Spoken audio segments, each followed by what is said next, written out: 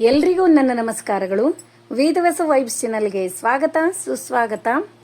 ಎಲ್ಲರೂ ಹೇಳ್ತಿದ್ರಿ ಅಧಿಕ ಮಾಸದ ರಂಗೋಲಿ ಮತ್ತು ನೀವು ಯಾವುದು ರಂಗೋಲಿ ಹಾಕ್ಬೇಕಂದಿರಿ, ಅಧಿಕ ಮಾಸ ಬಂತು ಅಂತ ಹೇಳಿ ಅದಕ್ಕೆ ನಡುವ ನಾನು ಕೂಡ ನಿಮ್ಮ ಜೊತೆ ಶೇರ್ ಮಾಡ್ಕೊಂಡಿರ್ತೀನಿ. ನೋಡ್ರಿ, ಅಧಿಕ ಮಾಸದೊಳಗೆ ಮೊದಲು ಅಧಿಕ ಮಾಸದ ಬಗ್ಗೆ ಒಂಚೂರು ತಿಳ್ಕೊಂಡು ಮುಂದೆ ಹಂಗೆ ರಂಗೋಲಿ ಯಾವುದು ಅಂತ ನಿಮ್ಗೆ ಹಂಗೆ ಗೊತ್ತೇ ಆಗ್ಬಿಡ್ತದ. ಫಸ್ಟ್ ಅಧಿಕ ಮಾಸ ವ್ರತಾಚರಣೆ. ಸೂರ್ಯನ ಸಂಕ್ರಮಣ ಯಾವ ಮಾಸದಲ್ಲಿ ಇಲ್ಲವೋ, ಸೂರ್ಯನ ಸಂಕ್ರಮಣ ಯಾವ ಮಾಸದಲ್ಲಿ ಇಲ್ಲವೋ ಆ ಮಾಸ ಅಧಿಕ ಮಾಸ. ಯಾವ ಮಾಸದಲ್ಲಿ 2 ಸಂಕ್ರಮಣ ಬರುವುದೋ ಅದು ಕ್ಷಯ ಮಾಸ. ಅಧಿಕ ಮಾಸವು 33 ತಿಂಗಳಿಗೊಮ್ಮೆ ಬರುತ್ತದೆ.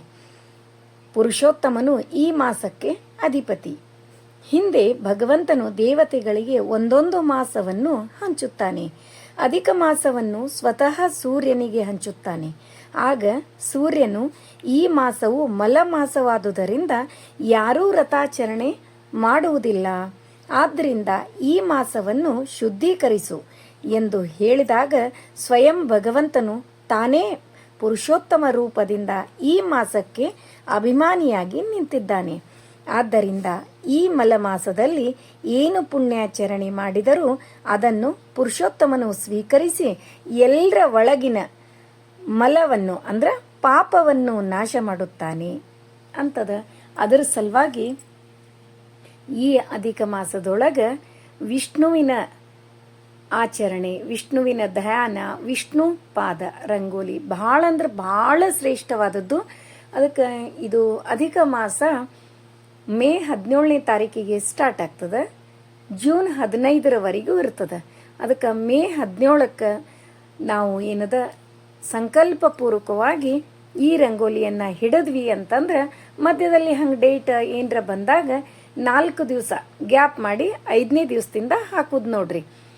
ಮತ್ತು ಮನಸ್ಸೊಳಗೆ ಸಂಕಲ್ಪ ಮಾಡಿಕೊಂಡು ಮೇನ್ ಅಧಿಕ ಮಾಸದೊಳಗೆ ದೇವರ ಧ್ಯಾನ, ಸ್ತೋತ್ರ, ರಂಗೋಲಿ ಸೇವಾ. ಯಾಕಪ್ಪ ಅಂತಂದ್ರೆ ಎಷ್ಟೋ ನಾವು ಯಾರಿಗೂ ಏನೂ ಮೋಸ ಮಾಡಿಲ್ಲ, ಯಾರಿಗೂ ಏನೂ ಮನಸ್ಸು ನೋಯಿಸಿಲ್ಲ, ಏನೂ ಅಂದಿಲ್ಲ, ನಾನೇನೂ ಮಾಡಿಲ್ಲ ಅಂದರೂ ಕೂಡ ನಾವು ಗೊತ್ತಿಲ್ಲದೇನೆ ಎಷ್ಟೋ ಮಂದಿಗೆ ಮನಸ್ಸು ನೋಯಿಸಿರ್ತೀವಿ. ನಮ್ಗೆ ಗೊತ್ತೇ ಇರಂಗಿಲ್ಲ. ನಾವು ಮಾತಾಡ್ತಿರ್ತೀವಿ, ಅದು ಇನ್ನೊಬ್ಬರಿಗೆ ಇಂಡೈರೆಕ್ಟಾಗಿ ರೀಚ್ ಆಗಿ ಅವ್ರ ಮನಸ್ಸು ನೊಂದಿರ್ತಾರೆ. ಅದನ್ನು ಕೂಡ ಯಾವುದೋ ನಮಗೆ ಇಂಡೈರೆಕ್ಟಾಗಿ ಪಾಪನೂ ಬಂದ್ಬಿಟ್ಟಿರ್ತದೆ. ಅವನ್ನೆಲ್ಲವನ್ನೂ ಕಳ್ಕೊಳ್ಳಿಕ್ಕೆ ಈ ಮಾಸ ಭಾಳ ಅಂದ್ರೆ ಭಾಳ ಯೋಗ್ಯವಾದದ್ದು ನೋಡ್ರಿ.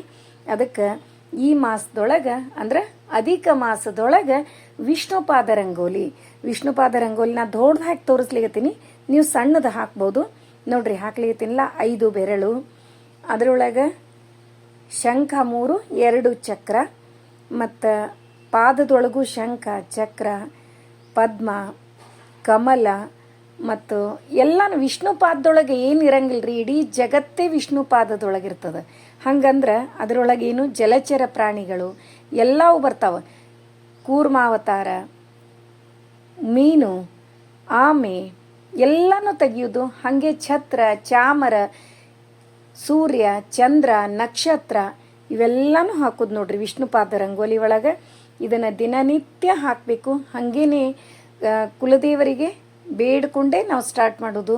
ಸಂಕಲ್ಪಪೂರ್ವಕವಾಗಿಯೇ ತುಪ್ಪದ ಬತ್ತಿ ಹಚ್ಚಿಟ್ಟು ದಿನನಿತ್ಯ ಈ ಸೇವೆ ಮಾಡೋದು. ಇದಿಷ್ಟು ಆದಮೇಲೆ ರಂಗೋಲಿ ಹಾಕಿದ ಮೇಲೆ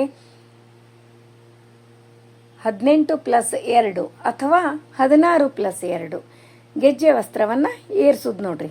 ಇಷ್ಟದ. ನಾನು ಕೂಡ ಹಾಕ್ತೀನಿ. ನೀವು ಮೊನ್ನೆ ನಾನು ಆಕಳ ಕರು 33 ಪದ್ಮ ಗೋಪದ್ಮ ರಂಗೋಲಿ ಹಾಕಿ ತೋರಿಸಿದೆ. ಅದನ್ನು ಕೂಡ ಹಾಕ್ಬೋದು, ಅಥವಾ ಇದನ್ನು ವಿಷ್ಣುಪಾದ ಕೂಡ ಹಾಕ್ಬೋದು. ನಿಮಗೆ ಯಾವುದು ಇಷ್ಟನೋ ಅದನ್ನು ಹಾಕ್ರಿ. ಮತ್ತು ಇಲ್ಲಿ ಎಲ್ಲ ಫುಲ್ ನಾ ತೆಗೆದು ತೋರಿಸೀನಿ. ಶಂಖ ಚಕ್ರನೂ ಇರ್ತದೆ, ಲಕ್ಷ್ಮೀ ಯಂತ್ರ ಇರ್ತದೆ, ಎಲ್ಲ ಇದ್ರೊಳಗೆ ಇಷ್ಟು ನಾ ತೆಗೆದು ತೋರಿಸೀನಿ. ಇನ್ನೂ ನೀವು ಹೆಚ್ಚು ತೆಗಿಬೋದು ಎಲ್ಲನೇ. ಮತ್ತು ವಿಷ್ಣು ಪಾದ ಆದ ತಕ್ಷಣನೇ ಲಕ್ಷ್ಮೀ ಪಾದನೂ ಹಾಕಬೇಕು ಸೈಡಿಗೆ. ಇಷ್ಟದ ನೋಡ್ರಿ. ನನಗೆ ತಿಳಿದದ್ದನ್ನು ನಿಮ್ಮ ಜೊತೆ ಶೇರ್ ಮಾಡ್ಕೊಂಡಿನಿ. ಕೇಳಿದ್ರೆಲ್ಲ ಎಲ್ಲರೂ. ಹಾಗಾಗಿ ಇವತ್ತು ಮುಂಜಾನೆ ಹೆಂಗೂ ರಂಗೋಲಿ ಹಾಕೋದಿತ್ತು, ಇದನ್ನೇ ಹಾಕಿ ನಾನು ತೋರಿಸಿದ್ರಾಯ್ತು ಅಂತ ತಿಳ್ಕೊಂಡು ಇದನ್ನು ಹಾಕಿ ಮುಂದೆ ತೆಗೆದು ಮತ್ತೆ ಇವತ್ತಿನ ರಂಗೋಲಿ ಹಾಕಿದ್ ನೋಡ್ರಿ. ನೋಡಿದ್ರಲ್ಲ, ಇವತ್ತಿನ ವಿಡಿಯೋ ಎಲ್ರಿಗೂ ಇಷ್ಟ ಆಯಿತು ಅಂತ ಅನ್ಕೋತೀನಿ. ನಮ್ಮ ವಿಡಿಯೋಗಳು ನಿಮಗೆ ಇಷ್ಟ ಆದರೆ ಲೈಕ್ ಮಾಡಿರಿ, ಶೇರ್ ಮಾಡಿರಿ. ಹೊಸದಾಗಿ ನೋಡ್ಲಿಕ್ಕತ್ತವರು ನಮ್ಮ ವಿಡಿಯೋಸ್ ಇಷ್ಟ ಆದರೆ ಬಿಡ್ಲಿಕ್ಕೆ ಹೋಗಬೇಡ್ರಿ. ಲೈಕ್ ಮಾಡಿ, ಸಬ್ಸ್ಕ್ರೈಬ್ ಮಾಡಿರಿ. ಹಂಗೆ ಫ್ರೆಂಡ್ಸ್ ಆ್ಯಂಡ್ ರಿಲೇಟಿವ್ಸಿಗೆಲ್ಲ ಶೇರ್ ಮಾಡ್ತಿರಲ್ಲ. ಮತ್ತು ದಿನನಿತ್ಯ ಈಗ ನಾನು ಗೋಪದ್ಮ ರಂಗೋಲಿಯನ್ನು ಹೇಳಿದೆ.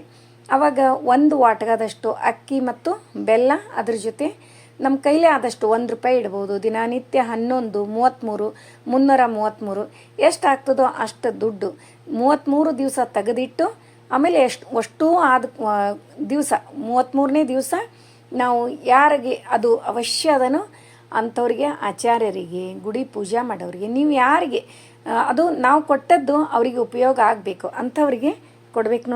ನೋಡ್ರಿ ವಿಷ್ಣುಪಾದ ರಂಗೋಲಿ ನೋಡಿದ್ರಲ್ಲ. ಮತ್ತೆ ಮುಂದಿನ ವಿಡಿಯೋದಲ್ಲಿ ಸಿಗೋಣ. ಧನ್ಯವಾದಗಳು.